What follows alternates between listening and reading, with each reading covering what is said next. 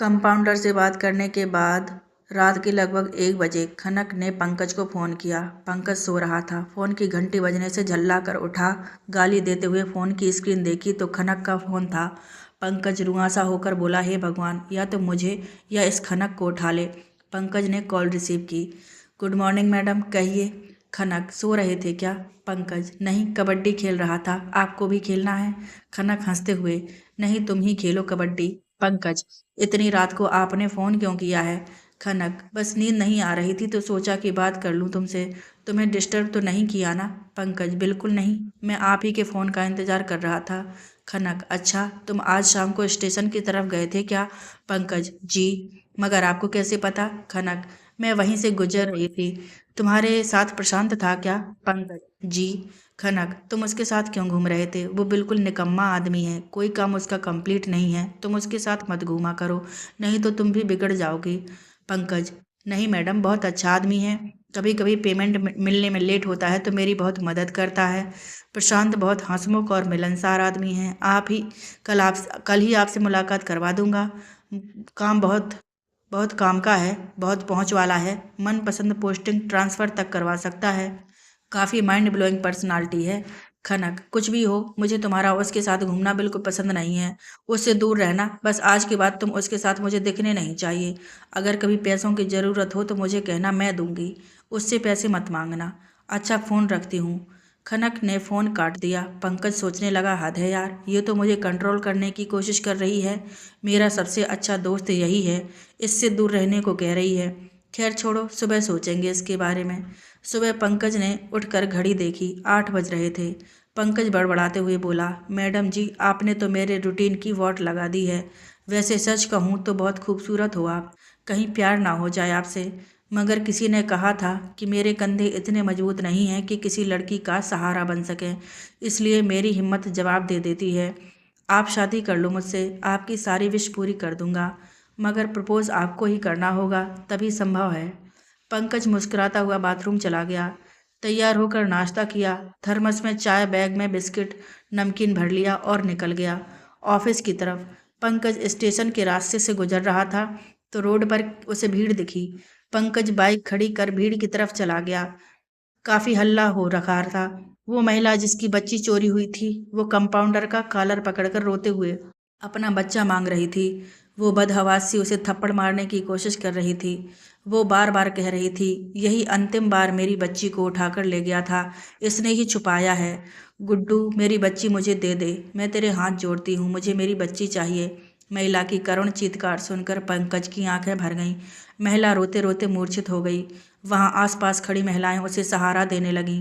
पंकज एकटक कंपाउंडर को गुस्से से घूर रहा था। जब कंपाउंडर ने पंकज को देखा तो तेजी से वहां से सरक गया।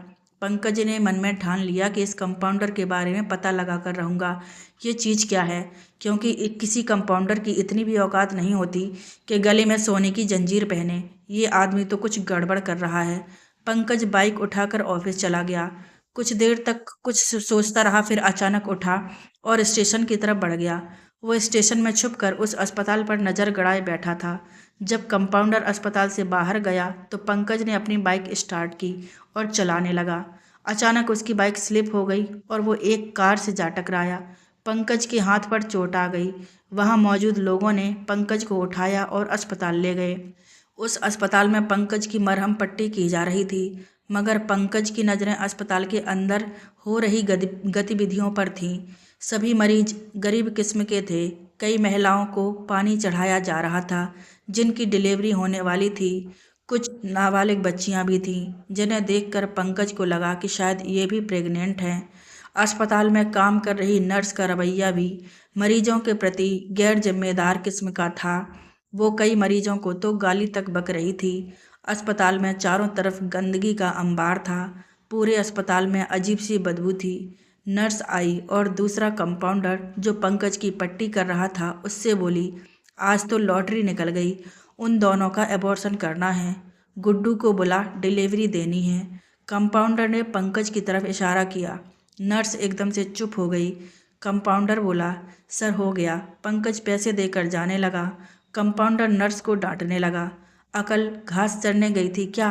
उस आदमी के सामने तू बोले जा रही थी?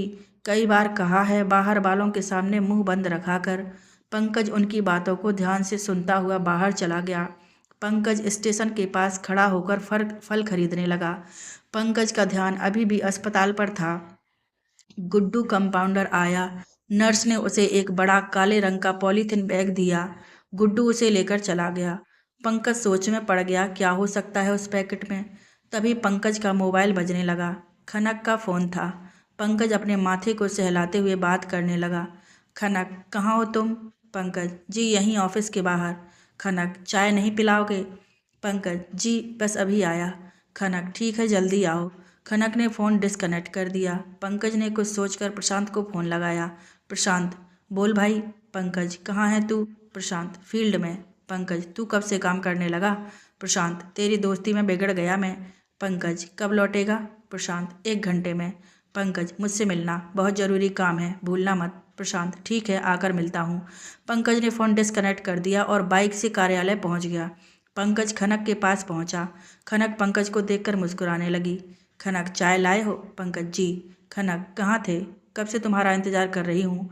पंकज, जी फील्ड में। खनक, सच बोल रहे हो? पंकज, जी। खनक हंसते हुए, तुम्हारी बातों की कोई गारंटी नहीं, बहुत झूठ बोलते हो तुम। पंकज ने मुस्कुराते हुए खनक को चाय दी और खुद भी बैठकर पीने लगा। खनक पंकज को चाय पीते हुए देख रही थी। बहुत अच्छी लगती है तुम्हारी स्माइल, खनक बोली। पंकज, जी आपकी स्माइल भी बहुत प्यारी है। खनक, तुम प्रशांत से दूर रहना, वो अच्छा इंसान नहीं है। पंकज, जी।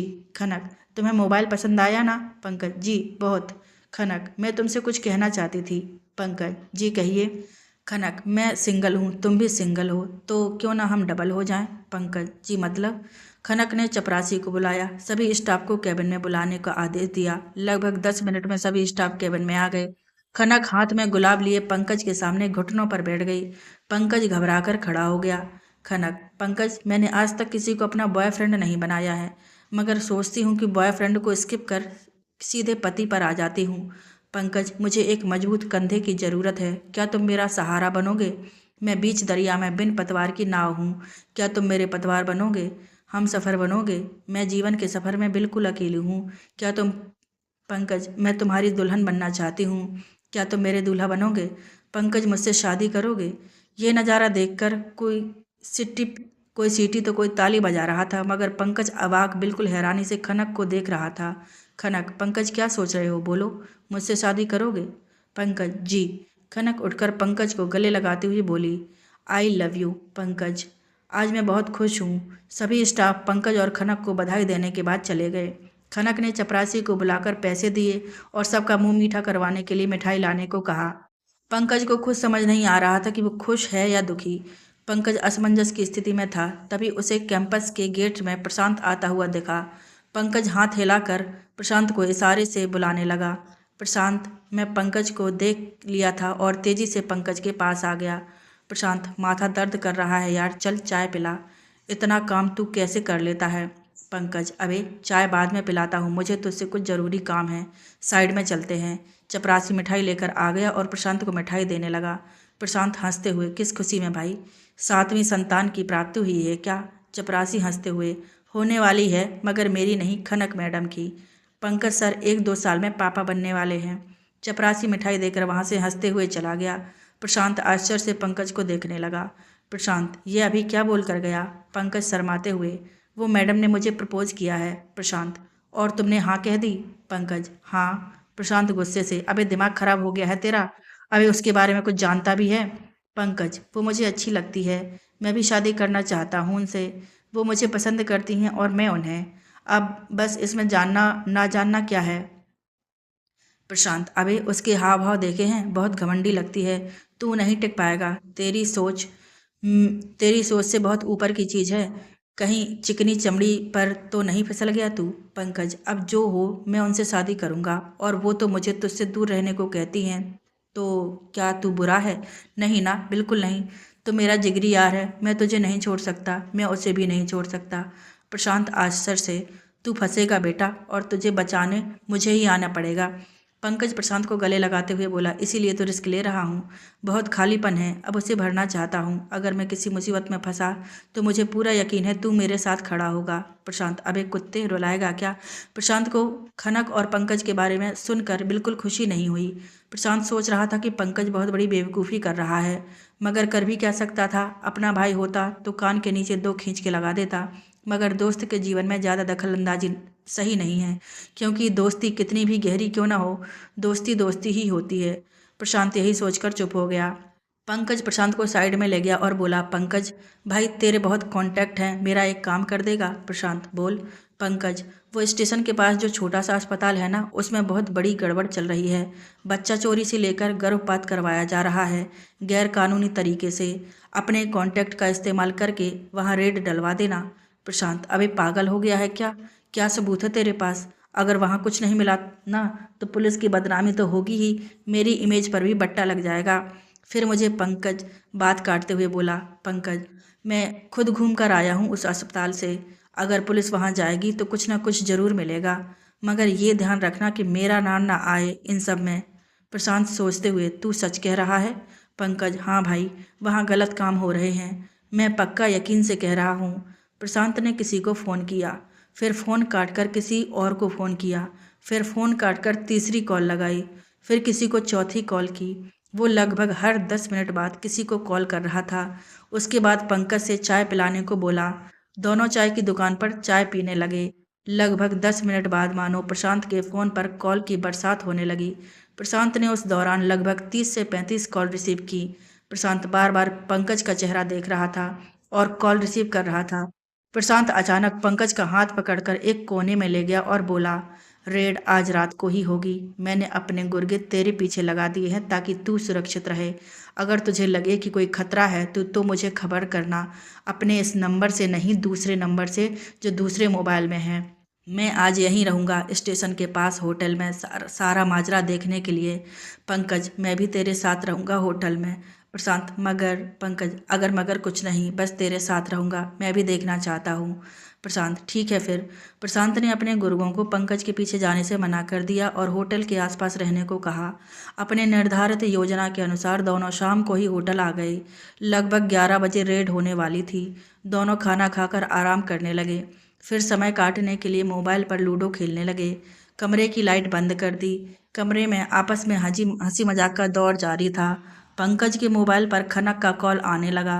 पंकज उठाने ही वाला था कि प्रशांत ने ये कहकर मना कर दिया कि कुछ मोबाइल फ़ोन नंबर की लोकेशन जान जाते हैं और वो नंबर कहाँ है इसकी जानकारी कॉलर को दे देते हैं, इसलिए कॉल रिसीव मत कर, बजने दे, खुद थक कर कॉल करना बंद कर देगी। खनक ने पंकज को कई बार कॉल किया, मगर पंकज ने रिसीव नहीं किया। प्रशांत मुस्कुराते हुए, आय हाय, ये दीवानगी, ये तड़प, कहीं मार न डाले इसे। रात के लगभग 11 बज रहे थे। पूरा इलाका पुलिस की गाड़ियों के सायरन से गूंजने लगा। भारी मात्रा में पुलिस बल ने अस्पताल को घेर लिया और कुछ तेजी से अस्पताल के अंदर घुस गए। दोनों होटल के कमरे से ये सब देख रहे थे। लगभग 1 घंटे तक हो हल्ला होता रहा। उसके बाद पुलिस वाले डॉक्टर, नर्स, कंपाउंडर, केमिस्ट को पकड़कर जीप में डालकर ले गए। गुड्डू भाग गया। पंकज गुड्डू को भागता हुआ देखकर चिल्लाने ही वाला था कि प्रशांत ने उसका मुंह बंद कर दिया। पंकज, मेरा मुंह क्यों बंद किया? वो भाग गया। प्रशांत, अगर नहीं बंद करता ना तो वो सब जान जाते कि इस गेम के पीछे हम हैं। तू चिल्लाता और सबका ध्यान हमारी तरफ होता। बेवकूफ़ इंसान, कभी काम के अलावा कॉमन सेंस भी इस्तेमाल कर लेना चाहिए। पुलिस को ज़रूर कुछ मिला है, तभी वो अस्पताल के सभी स्टाफ को पकड़कर ले गई है। हमें सतर्क रहना चाहिए, नहीं तो हमारे लिए भी खतरा बढ़ सकता है।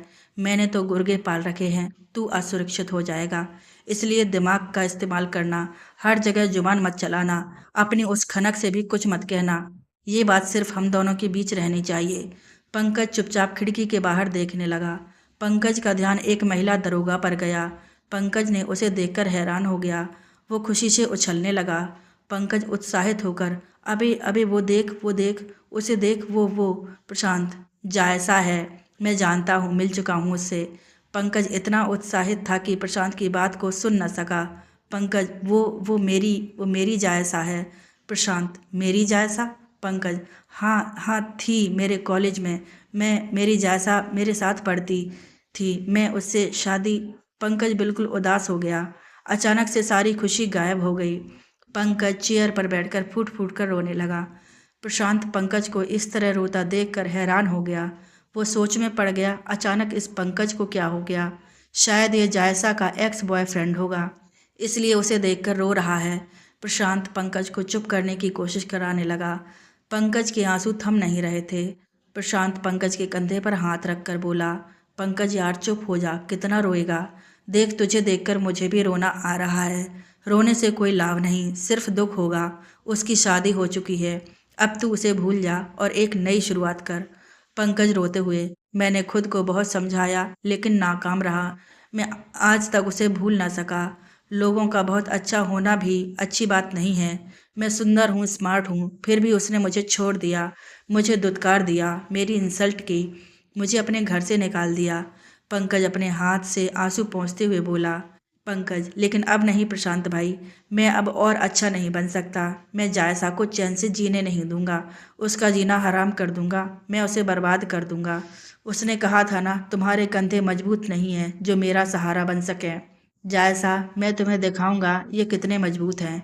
जायसा तुम्हारी वाट ना लगा दी ना तो मेरा नाम पंकज नहीं। प्रशांत देख भाई, अभी तू गुस्से में है, रात बहुत हो गई है, अभी सो जा, सुबह बात करते हैं, ओके। प्रशांत ने किसी तरह समझा बुझाकर पंकज को शांत किया। दोनों सो गए। प्रशांत आराम से सो रहा था मगर पंकज को नींद नहीं आ रही थी। खनक का फ़ोन आने लगा। पंकज ने मोबाइल साइलेंट कर दिया। खनक रात भर फ़ोन करती रही मगर पंकज ने फ़ोन नहीं उठाया। सुबह का समय था, पंकज उठा और मोबाइल चेक किया। मोबाइल में 50 से अधिक मिस्ड कॉल थे। पंकज बाथरूम से फ्रेश होकर आ गया। प्रशांत अभी सो रहा था। पंकज प्रशांत को जगाते हुए बोला, चलें। प्रशांत रुक, पहले टीवी देखते हैं। प्रशांत ने टीवी ऑन किया और किसी को फ़ोन पर चाय लाने का आदेश दिया। टीवी में हर राष्ट्रीय और लोकल चैनल पर सिर्फ एक न्यूज़ चल रही थी। न्यूज़ पर बता रहा था, एक आरोपी गुड्डू फरार, डॉक्टर, एक नर्स और एक कंपाउंडर को गिरफ्तार किया गया है। पुलिस ने मिली गुप्त सूचना के आधार पर कार्रवाई की है। सभी ने अपना गुनाह कबूल कर लिया है। एक आरोपी गुड्डू अभी फरार है। अस्पताल में लिंग जांच कर गर्भपात करवाया जाता था। आइए हम इस थाना के थाना प्रभारी जायसा जी से जानकारी लेते हैं। जायसा का चेहरा देखते ही पंकज ने टीवी बंद कर दिया। प्रशांत झल्लाकर बोला, अबे टीवी क्यों बंद कर दिया? पंकज, मैं उसका चेहरा भी नहीं देखना चाहता हूँ।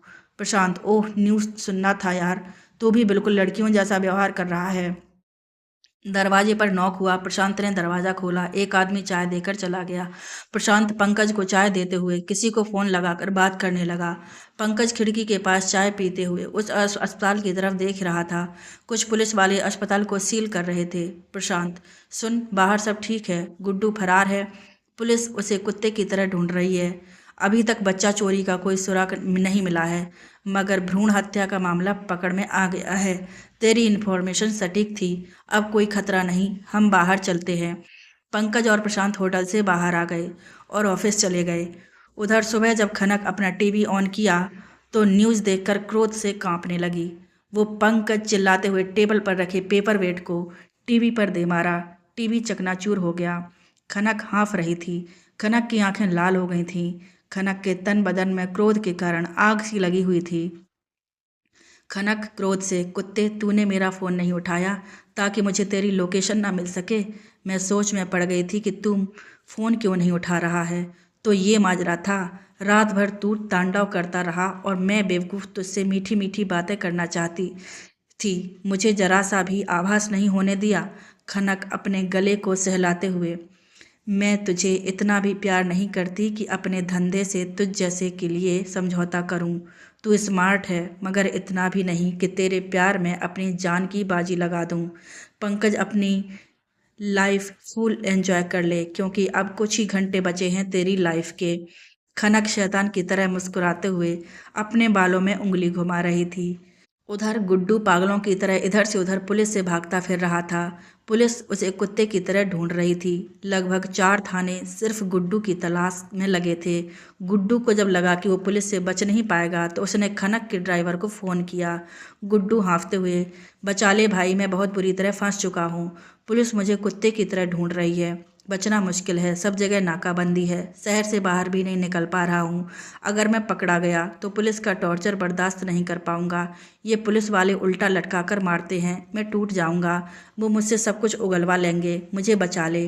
खनक का ड्राइवर, ठीक है, तू सबसे नज़र बचाकर यहाँ आ जा। ध्यान देना कोई तुझे देखे ना, मैं यहाँ तेरे छुपने की व्यवस्था कर दूंगा। गुड्डू लगभग 2 घंटे बाद छुपता छुपाता खनक के बंगले पर पहुंच गया।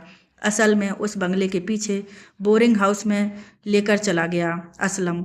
वहां कार की टूटी हुई सीट रखी थी। गुड्डू उस पर बैठ गया। गुड्डू हाँफ रहा था, उसका दिल जोर जोर से धड़क रहा था, वो बिल्कुल बदहवास था।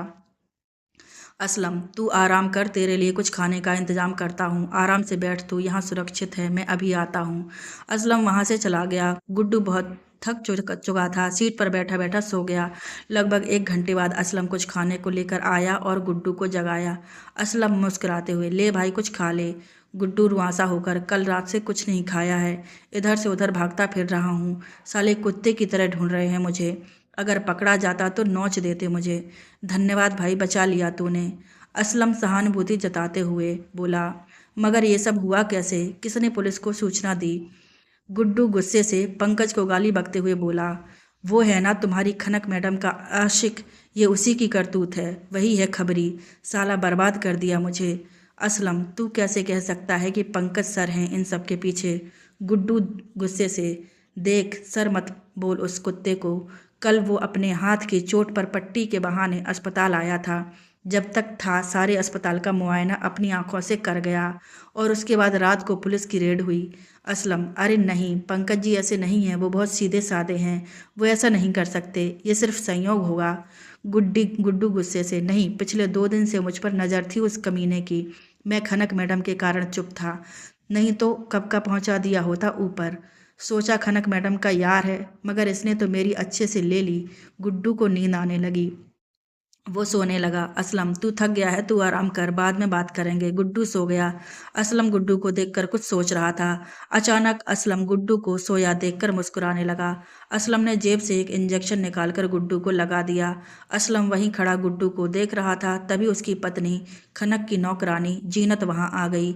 असलम मुस्कुराते हुए जीनत के चेहरे को हाथ में लेते हुए गुड्डू की तरफ इशारा करके हुए बोला, जीनत वो देख, हमारे जिगर के टुकड़े, हमारी गुड़िया का कातिल आज हमारे सामने पड़ा हुआ है। मैं इसके लिए दारू लाया था, दारू में दवा डालकर इसे बेहोश कर दिया है और कोई कसर बाकी ना रह जाए, इसलिए इंजेक्शन भी लगा दिया है। अब ये 8 घंटे तक होश में नहीं आएगा। जीनत असलम के सीने पर सर रखकर रोने लगी और बोली, मुझे याद है, आज भी ऐसा लगता है जैसे कल की ही बात हो। गुड़िया की तबीयत खराब थी, मैंने भरोसा करके इस कुत्ते को ये सोचकर सौंप दिया कि कंपाउंडर है, गुड़िया को अस्पताल से इलाज करवा कर लेता आएगा, मगर इसने तो मेरी गुड़िया को बेच दिया। जब मैंने अपनी बेटी मांगी तो मुझे 1,000 रुपये देने लगा कमीना। जब इसके खिलाफ पुलिस में शिकायत की तो मेरी बेटी को मार कर खेत में फेंक दिया। कितना तड़पी होगी मेरी बेटी जब इसने उसे मारा होगा। जीनत रोते हुए असलम से लिपट कर बोली, इसे जिंदा मत छोड़ना, आज अपनी बेटी की मौत का बदला हम इससे लेकर रहेंगे। जीनत और असलम ने मिलकर गुड्डू को ख़त्म कर दिया। चलो अब इसे जल्दी से निपटाते हैं, जीनत कुछ सोचकर बोली। जीनत, मैं बंगले में जाती हूँ, नहीं तो वो डायन पागल हो जाएगी। जीनत बंगले में चली गई। असलम गुड्डू के शरीर से भरे बैग को गाड़ी की डिग्गी में रख दिया और डिग्गी में परफ्यूम छिड़क दिया। असलम गाड़ी को लेकर जंगल की तरफ निकल गया और उसने गुड्डू की बॉडी को जंगल में ठिकाने लगा दिया। आज उसने अपनी बेटी की मौत का बदला गुड्डू से ले लिया था। असलम गुड्डू के बॉडी को ठिकाने लगाने के बाद गाड़ी को धुलवाने वॉशिंग पिट ले गया। उधर खनक अपनी नौकरानी को बुलाकर पूछने लगी, वो गाड़ी कहाँ लेकर गया है? जीनत, वो गाड़ी गंदी हो गई थी तो उसे धुलवाने गए हैं। खनक चिल्लाते हुए, मुझसे पूछा क्यों नहीं, ऑफिस जाना था, अब कैसे जाऊंगी मैं? जीनत हंसते हुए, पंकज साहब को बुला लीजिए, उनकी बाइक से चली जाना। खनक, मुझे सिखाएगी कमीने, तेरी इतनी औकात हो गई। खनक ने हाथ उठाकर जीनत को मारने ही वाली थी कि तभी खनक का फ़ोन बजने लगा। खनक फ़ोन पर किसी से बात करने लगी। फ़ोन काटकर कुछ सोचते हुए जीनत को देखते हुए बोली, तू ठीक ही कहती है, पंकज सर के साथ ही चली जाती हूँ। खनक ने पंकज को फ़ोन लगाया। खनक मुस्कुराते हुए, पंकज कहाँ हो? जी ऑफिस में। खनक, कल रात को फ़ोन क्यों नहीं उठाया? जानते हो कितना तड़पी हूँ मैं, रात भर सो नहीं पाई, सिर्फ तुम्हें याद करती रही। पंकज, सॉरी, फ़ोन साइलेंट में था मैडम, इसलिए नहीं उठा सका। खनक प्यार से, चल झूठे, मैं सब जानती हूँ, तुमने जानबूझकर फ़ोन नहीं उठाया, मैं सब जानती हूँ, सब कुछ। पंकज खनक की बात सुनकर परेशान हो गया। पंकज घबराते हुए, क्या जानती हैं? कहीं मैं डिनर पर ना बुला लूँ? वैसे खनक, घबरा क्यों रहे हो? तुम कुछ और सोच रहे थे क्या? पंकज, नहीं, कुछ नहीं, कुछ काम कर रहा था। खनक, कार धुलवाने के लिए भेज दिया है, तुम बाइक लेके आ जाओ ना मुझे लेने। मुस्कुराते हुए पंकज, जी अभी आया। खनक ने मुस्कुराते हुए फ़ोन काट दिया। फिर कुछ सोचकर किसी को कॉल लगाया। खनक, आज बाइक से ऑफिस जा रही हूँ, जो लड़का बाइक चला रहा होगा वही टारगेट है। आज ही काम हो जाना चाहिए, बचना नहीं चाहिए, तुम जितना बोलोगे उतने पैसे दूंगी। खनक ने मुस्कुराते हुए फ़ोन को डिस्कनेक्ट कर दिया। पंकज बाइक लेकर खनक के बंगले पर पहुंच गया। खनक को कॉल किया। खनक गेट के बाहर आ गई और पंकज को देखकर मुस्कुराते हुए गले से लगा लिया। दोनों बाइक से ऑफिस के लिए निकल गए। खनक पंकज से बिल्कुल चिपक कर बैठी थी। राहगीर दोनों को देखकर मुस्कुरा रहे थे। जब पंकज को इसका आभास हुआ तो वो खनक से बोला, मैडम थोड़ा ठीक से बैठिए, सभी लोग हमें देखकर हंस रहे हैं।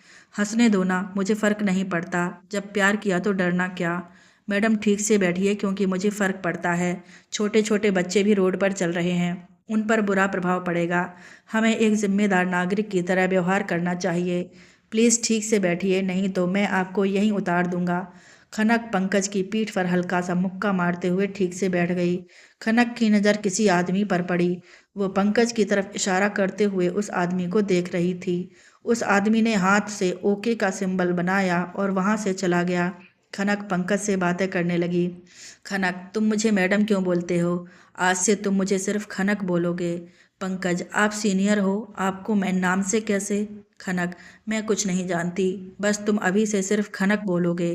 पंकज, ओके, मगर सिर्फ अकेले में, सबके सामने मैं मैडम ही बोलूँगा। खनक, ओके, फिर बोलो ना खनक, आई लव यू। पंकज हंसते हुए, खनक जी आई लव यू। खनक, जी नहीं, सिर्फ खनक। पंकज, ओके। खनक, हम तुम्हारा से बहुत प्यार करेनी। खनक जोर जोर से हंसने लगी। बिहारी बाबू, आई लव यू टू। चाय है ना तुम्हारे थर्मस में? पंकज, जी। खनक, मेरी कितनी केयर करते हो तुम एक आई लस्ट आदर्श पति बनोगे।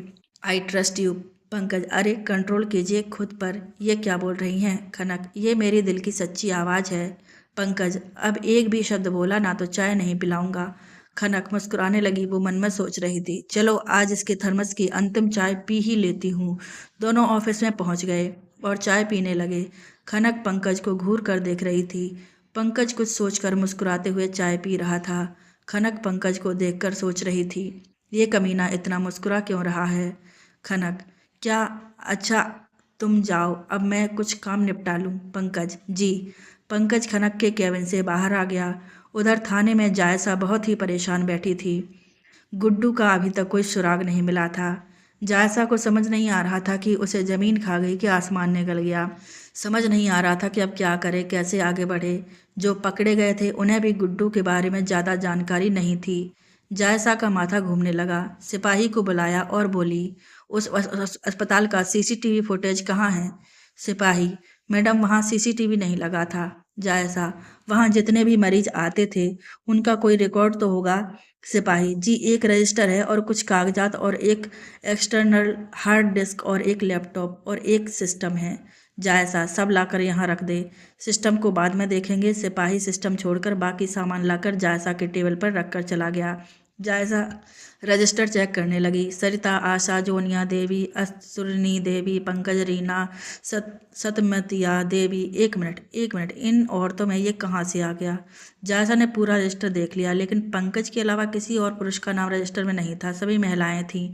जायसा पंकज की डिटेल को रजिस्टर देखने लगी। डिटेल देखने के बाद बड़बड़ाते हुए बोली, ये मेरा पाला पंकज तो नहीं है, 80% ये मेरा वाला पंकज ही लगता है। चलो पता करते हैं ये वही है या कोई और। जायसा अपनी निजी जिप्सी से पंकज के कार्यालय की तरफ बढ़ गई। जायसा सिविल ड्रेस में थी। जायसा खुश थी। वो अब सोच रही थी कि अगर ये मेरा पंकज है तो मज़ा आ जाएगा। बहुत दिन बाद मिलूंगी उससे। बहुत बड़ी गलती की थी, बहुत दुर्व्यवहार किया था उसके साथ, आज माफ़ी मांग लूंगी। जायसा बाजार से गुजर रही थी कि उसकी नज़र एक कंप्यूटर के शोरूम पर पड़ी। कुछ सोचकर वो मुस्कुराते हुए शोरूम की तरफ बढ़ गई। एक कीमती लैपटॉप पसंद किया, उसे गिफ्ट पैक करवाया और सेल्स मैनेजर को कुछ समझाकर शोरूम से निकल गई। जायसा पंकज के कार्यालय पहुंची।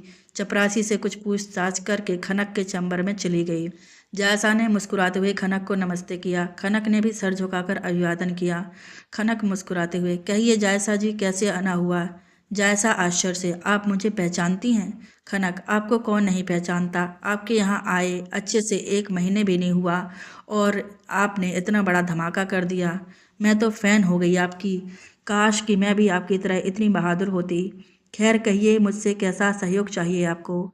जायसा जी, आपसे नहीं, आपके अधीन एक कर्मचारी काम करते हैं, नाम है पंकज, उनसे कुछ पूछताछ करनी थी बस। कुछ जानकारी चाहिए। खनक, पंकज, वो तो फील्ड में निकल चुके हैं, आप कहें तो मैं बुला देती हूँ। जायसा जी, बड़ी मेहरबानी होगी आपकी। खनक, अरे इसमें मेहरबानी की क्या बात है, कानून की मदद करना हर नागरिक का फर्ज है। जायसा, एक रिक्वेस्ट है, उनसे ये मत कहिएगा कि जायसा आई है। और स्पीकर ऑन कर दिया। खनक ने पंकज को जल्दी से ऑफिस में आने को कहा। पंकज की आवाज़ सुनकर जायसा उत्साहित हो गई। वो आवाज़ पहचान गई। खनक ने चपरासी को भेजकर चाय मंगवाई और जायसा से बात करने लगी।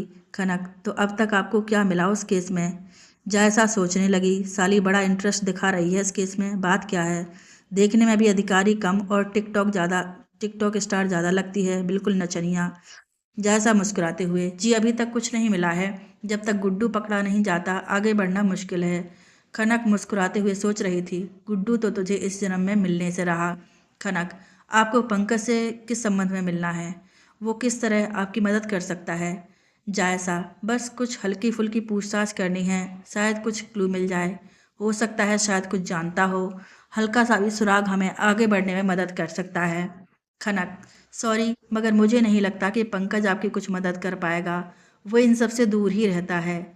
जायसा, ठीक है, देखते हैं, जब आई हूँ तो बात कर ही लेती हूँ। खनक, जब रेड किया तो कुछ जब्त भी किया होगा? जायसा, जी। खनक, वहाँ क्या क्या मिला आपको? जायसा घूरते हुए, तू इतना इंटरेस्ट क्यों ले रही है, कहीं गुड्डू तेरा बॉयफ्रेंड तो नहीं? खनक मुस्कुराते हुए, कमाल के होते हैं ये पुलिस वाले। अभी आ, आप कह रही थी आप कह रही थी, अब तू पर आ गई। जायसा, देख जो हमने करना है हम कर रहे हैं। पंकज से जो इन्फॉर्मेशन निकालनी है मैं निकाल लूँगी। तुझे अब्दुल्ला दीवाना बनने की ज़रूरत नहीं। खनक हंसते हुए, बेशर्मी की हद है, मेरे कार्यालय में बैठकर मुझे ही सीख सिखा रही हैं। जायसा मुस्कुराते हुए, तो थाने चलेगी क्या? चल थाने, वहाँ ज़बरदस्ती तरीके से सिखाती हूँ। ज़बरदस्त तरीके से? मैं तुझ जैसी के लिए ट्रेनर भी हूँ, हैं वहाँ।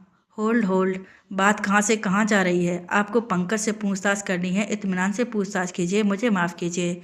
जायसा, देर आई दुरुस्त आई, सही समय पर अकल ठिकाने आ गई। चपरासी चाय लेकर आ गया। जायसा खनक की तरफ चाय बढ़ाते हुए बोली, ले खनक पी ले। जायसा चाय पी रही थी। खनक जायसा को घूर रही थी। जायसा खनक को देखकर मुस्कुराने लगी और बालों को झटकते हुए बोली, घूर क्यों रही है मुझे? पसंद आ गई क्या मैं? शादी करेगी मुझसे? खनक गुस्से से, हद है बदतमीजी की। मेरे ही ऑफिस में बैठकर मेरी ही बेइज्जती किए जा रही हो। मैं क्लास 2 ऑफिसर हूँ, पता है ना? मुस्कुराते हुए, ले तूने खुद बोल दिया कि तू 2 नंबर की है, मैं भी तो वही समझा रही थी। खनक क्रोध से लाल हो गई और गुस्से से हाँफने लगी। जायसा, कूल कूल, मैं बाहर ही इंतजार कर लेती हूँ, नहीं तो कहीं तुझे दिल का दौरा ना पड़ जाए। जायसा खनक के ऑफिस से बाहर आकर अपनी जिप्सी में बैठ गई और पंकज का इंतजार करने लगी। कुछ समय बाद जायसा को पंकज आता हुआ दिखाई दिया। जायसा उसे आता देखकर बहुत खुश हो गई। पंकज कैंपस में घुसा मगर जायसा पर ध्यान नहीं दिया। पंकज को दूसरी तरफ जाता देखकर जायसा जोर से चिल्लाने लगी, जरा इधर तो आजा। पंकज ने आवाज़ सुनकर बाइक रोक दी। पीछे मुड़कर देखा तो जायसा जिप्सी के पास खड़ी मुस्कुरा रही थी। पंकज ने बाइक खड़ी कर दी। पंकज वहीं खड़ा रहा। पंकज को अपनी तरफ ना आता देखकर जायसा मुस्कुराते हुए पंकज की तरफ बढ़ने लगी। जायसा पंकज के जितने करीब आ रही थी, पंकज की घबराहट उतनी बढ़ती जा रही थी। पंकज जायसा को बड़े गौर से देख रहा था। जायसा में बिल्कुल भी परिवर्तन नहीं था। जैसे पहले दिखती थी आज भी बिल्कुल वैसी ही दिख रही थी। माथे में सिंदूर भी नहीं था। पंकज ने सोचा शायद ईसाई है इसलिए नहीं लगाया होगा। जायसा पंकज के सामने आकर खड़ी हो गई। जायसा पंकज के एकदम सामने खड़ी थी। वो पंकज की आंखों में देख रही थी। पंकज ने नजरें नीची कर लीं। जायसा पंकज के चारों तरफ एक राउंड मारकर मुस्कुराते हुए बोली, वाह, बॉडी तो बहुत अच्छे से मेंटेन की है। जिम ज्वाइन कर लिया है क्या? पंकज कुछ नहीं बोला। जायसा, जानता है जिंदगी की सबसे बड़ी गलती क्या हुई है मुझसे? पंकज खामोश खड़ा रहा। जायसा, तुझे छोड़ा। आज तक पछतावा है मुझे। मैंने जायसा ने अपनी जिंदगी बर्बाद कर दी अपने ही हाथों। मैं गलत थी। मैंने तेरे साथ गलत किया तो तेरा फर्ज नहीं बनता था मुझे समझाने का, मुझे सही रास्ता दिखाने का? अपनी जिम्मेदारी से मुंह मोड़ लिया तूने। अरे पीछे मुड़कर भी नहीं देखा कि जायसा कैसी है, जायसा ठीक तो है, जायसा जिंदा भी है या? पंकज ने जायसा के मुंह पर हाथ रख दिया। पंकज की आंखों में आंसू थे। पंकज का चेहरा लाल हो गया था। उसके अंदर आंसुओं का सैलाब उमड़ पड़ा। वो अपने अंदर के सैलाब को रोकने की कोशिश करने लगा। उसका शरीर कांपने लगा। वो रोनी सी सूरत में कांपती उंगली जायसा की तरफ करके बोला, आगे एक शब्द भी बोला ना तो मेरा हाथ उठ जाएगा। ड्रामा मत कर मेरे सामने। तू जिंदा है, जिंदा ही रहेगी। मरने की बात ना कर, नहीं तो उल्टे हाथ की पड़ेगी। अरे नरक बना दिया है तूने मेरी जिंदगी को। कभी कभी सोचता हूँ कि काश मैं पटना नहीं गया होता, ना तुम मुझे मिलती और ना मेरी ये हालत होती। अरे नफरत हो गई है मुझे पटना शहर से, जानती है? पटना का नाम सुनता हूँ तो कांप जाता हूँ कि कहीं तुझसे सामना ना हो जाए। सिर्फ तेरे कारण। तुझे सिर्फ जज्बातों से खेलना आता है, मगर अब और नहीं। तेरी ड्रामेबाजी में अब नहीं फंसने वाला मैं। तो चुपचाप शांति से यहाँ से चली जा, इससे पहले कि मैं अपना आपा खो दूँ। फिर कभी अपनी शक्ल मत दिखाना। जायसा ने अपना काला चश्मा उतार कर पॉकेट में रख लिया। जायसा की आंखें भरी हुई थीं। जायसा, देख जो मैंने किया उसका पछतावा आज भी है मुझे, मगर तुझसे माफ़ी नहीं चाहिए। तू खुद कहता था ना, दोस्ती में माफ़ी नहीं, सिर्फ जूता चलता है। जायसा अपना जूता खोलकर पंकज के हाथ में देते हुए बोली, तो ये ले पकड़ हमें हाथ में और मुझे मार, यहाँ सबके सामने मार मुझे, लेकिन इस तरह मुझे खुद से दूर जाने को मत बोल, क्योंकि तू स्ट्रांग है। मगर मैं जी नहीं सकती तुझसे दूर रहकर। नहीं नहीं, ऐसा मत बोल। मैं तुझसे नाराज़ नहीं हूँ, मेरी किस्मत ही खराब है। जा, तुझे माफ़ किया। मेरी किस्मत में तू नहीं थी तो नहीं मिली। जायसा, मैंने अभी कहा ना माफ़ी नहीं चाहिए तुझसे, तो क्या चाहिए? तेरी ड्रामेबाजी देखकर पक गई हूँ, चल चाय पिला दे। पंकज, कुछ काम था मुझसे? हाँ, एक केस के सिलसिले में। तो उससे पूछताछ करनी है। चल ऑफिस में। जायसा, बाहर चलते हैं। वो देख एक डायन बैठी है। पंकज, मेरी बॉस है, उसी से शादी करने वाला हूँ। वो तेरे लायक नहीं है। मुझे तो कुछ गड़बड़ लग रही है। मुझे तो यह भी शक हो रहा है कि वह अधिकारी भी है या उसके पीछे कोई चेहरा छुपा है। क्यों? जायसा अब आया लाइन पर। दोनों जायसा की जिप्सी में बैठकर एक चाय वाले की दुकान पर पहुंच गए। जायसा ने कहा, चल अब दोस्ती तो बहुत निभा ले, अब कुछ काम की बातें करते हैं। अच्छा, क्या जानकारी चाहिए थी मुझसे? हॉस्पिटल के रजिस्टर में सिर्फ महिलाओं के नाम है, सिर्फ एक तेरा नाम दर्ज था। ये उसी दिन की एंट्री थी जिस दिन मैंने रेड डाली थी। तो रजिस्टर में तू कैसे घुसा? तुझे भी डिलीवरी करवानी थी क्या? पंकज हंसते हुए, नहीं जायसा जी, मुझे डिलीवरी नहीं करवानी थी। वो खबरी मैं ही था, मैंने ही सूचना दी थी पुलिस को। जायसा, नहीं देख, झूठ मत बोल। इन्फॉर्म किसी और ने किया था मुख्यालय में, वहाँ से सूचना मिली थी। अरे मैंने ही फ़ोन करवाया था। जायसा, तेरी पहुँच वहाँ तक कैसे? पंकज, मेरा एक मित्र है, उसके माध्यम से।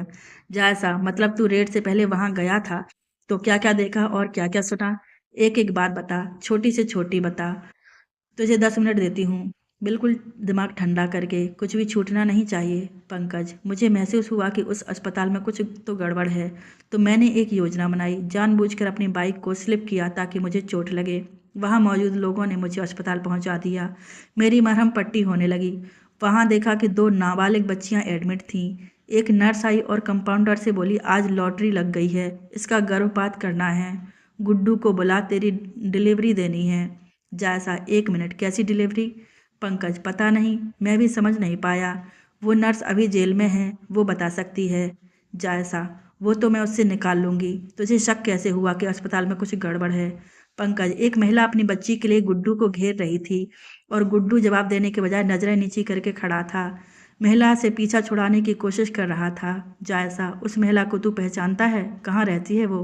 पंकज, मुझे नहीं पता, मगर एक चाय वाला है ऑफिस के बाहर, उसकी दुकान है, वो जानता है। जायसा ठीक है, मैं उससे पूछताछ करती हूँ, मगर तू आगे आगे मत कूदना। मामला संवेदनशील है, तू खतरे में पड़ जाएगा। और अपने इस तोते जैसी चोंच को बंद ही रखना। जायसा ने थाने में फ़ोन लगाकर 2 लेडीज और 2 जेंट्स सिपाहियों को पार्क में बुलाया। फ़ोन काटने के बाद पंकज को समझाते हुए बोली, देख तू ऑटो से निकल जा और किसी से तू इन सब की चर्चा मत करना। सामान्य आदमी की तरह रहना, जैसे तू कुछ नहीं जानता। ये बात सिर्फ हम तक ही सीमित रहनी चाहिए। अब तू निकल। जायसा इतना कहकर चाय वाले के पास पूछताछ के लिए निकल गई। चाय वाले ने पहले तो बहुत आनाकानी की, लेकिन जब जायसा ने अपनी दरोगागिरी दिखाई तो चाय वाले ने उसे औरत का पता बता दिया। जायसा वहाँ से सीधे उस गली में चली गई जिसमें उस औरत का घर था, जिसकी बच्ची चोरी हुई थी। जायसा का मूड अभी ऑफ था। जायसा ने सिपाही से कहा, घर से उस औरत को बुला कर लेते आना। सिपाही घर के अंदर चला गया और एक आदमी को साथ लेकर निकला और उससे जायसा के सामने पूछताछ करने लगा।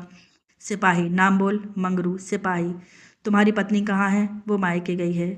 तुम्हारी बच्ची चोरी हुई थी? नहीं साहब। जायसा, ये बात सुनकर गाड़ी से उतर गई। तेरी बीवी तो रो रो कर सबसे कहती है कि बच्ची चोरी हुई है और तू कुछ और ही बोल रहा है। जायसा के पूछने का लहजा बहुत ही सख्त था। मंगरू जायसा को देखकर कांप गया, फिर संभल कर बोला, मैडम उसकी मानसिक स्थिति ठीक नहीं है। उसकी डिलीवरी में दिक्कत थी तो उसे गर्भपात हुआ था, मगर वो मानने को तैयार नहीं है। अस्पताल में किसी और की बच्ची को देखकर वो समझ गई कि वो बच्ची उसकी है। तब से रट लगाए बैठी है कि मुझे मेरी बच्ची दे दो। सच बोल रहा है? मंगरू, जी। जायसा मंगरू को गुस्से से घूरते हुए बोली, बिल्कुल सच। जी बिल्कुल। घबराते हुए, बच्ची थी ना जिसे गिरा दिया। मंगरू ने सर नीचे कर लिया और धीरे से बोला, जी। जायसा ने पैर से मंगरू के सीने पर जबरदस्त वार किया। मंगरू लड़खड़ाकर बिजली के खंभे से जा टकरा गया। उसका माथा पोल से टकराने के कारण फूट गया। माथे से खून बहने लगा। मंगरू माथा पकड़कर बैठ गया। छोड़ दीजिए मैडम, मैंने कुछ नहीं किया है, मैं बेकसूर हूँ। मैं लालच में पड़कर गुड्डू की बातों में आ गया था, मुझे माफ़ कर दीजिए। चल फिर भौंकना शुरू कर, बिल्कुल सच सच बोलना, नहीं तो। मंगरू, जी जी, मैं बताता हूँ। जायसा अपने मोबाइल से वीडियो बनाने लगी। मंगरू, मैडम, मेरी बीबी की डिलीवरी में अभी 3 महीने बाकी थे। मैं अपनी बीबी के गर्भ की जांच करवाने के लिए कि लड़का है या लड़की उस अस्पताल में गया था। वहाँ मेरी मुलाकात गुड्डू से हुई। जांच के लिए नर्स मेरी बीवी को अंदर लेकर चली गई। जब जांच हुआ तो पता चला कि पेट में लड़की है। गुड्डू ने मुझसे पूछा कि गिरवाना है, मैंने मना कर दिया। गुड्डू बोला, क्या करेगा बच्ची पैदा करके, लड़का होता तो अलग बात होती, तू पत्नी का गर्भपात करवा ले। गुड्डू ने मुझे ऑफ़र किया, अगर बच्चा गिरवाना है तो यहाँ कोई चार्ज नहीं लगेगा और तुझे 5,000 रुपये भी दूंगा। मैं लालच में पड़ गया। पत्नी को ये कह दिया कि बच्ची का जन्म आज ही होगा। मेरी बीवी सीधी सादी है, वो नहीं गिनती थी कि कितना समय हुआ है। बस मैंने उसका गर्भपात करवा दिया और दूसरे की बेटी को दिखाकर गुड्डू इंजेक्शन लगवाने के बहाने बच्ची को लेकर चला गया। वो इसीलिए बार बार गुड्डू को पकड़ती थी, इसी कारण उसे मायके छोड़कर आया हूँ, ताकि कुछ दिनों में वो शांत हो जाएगी और ये सब भूल जाएगी। वो मानसिक रूप से कुछ कमज़ोर भी है, कुछ ही दिनों में सब भूल जाएगी। कुछ दिनों में वो शांत हो जाएगी और ये सब भूल जाएगी। जायसा का चेहरा गुस्से से तमतमाने लगा। उसने गुस्से को कंट्रोल करने के लिए अपनी मुट्ठी बांध ली और सिपाही से बोली, इसे थाने ले चलो। ऐसे कैसे बनाऊंगी जो जिंदगी भर जेल में ही सड़ता रहेगा, ऐसा केस बनाऊंगी। अभी उस नर्स की क्लास भी लेनी है, पता तो चले माजरा क्या है। आखिर क्यों कोई भ्रूण के 5,000 रुपये दे रहा है, ये बहुत बड़ी गड़बड़ लगती है। कहीं डिलीवरी की बात भ्रूण की ही तो नहीं, लेकिन कुछ बहुत भयानक हो रहा है इस शहर में और मैं इस रात से पर्दा हटाकर रहूंगी। क्या खनक पंकज को अपने रास्ते से हटाने में कामयाब हो पाएगी? क्या जायसा खनक की असलियत पंकज को दिखाकर उसके जुल्मों की सजा उसे दिलवा पाएगी? या खनक कोई ऐसी चाल चलेगी जिसका जवाब किसी के पास नहीं होगा? इन सभी सवालों का जवाब जानने के लिए सुनिए कहानी का अगला और अंतिम भाग। तब तक के लिए नमस्कार।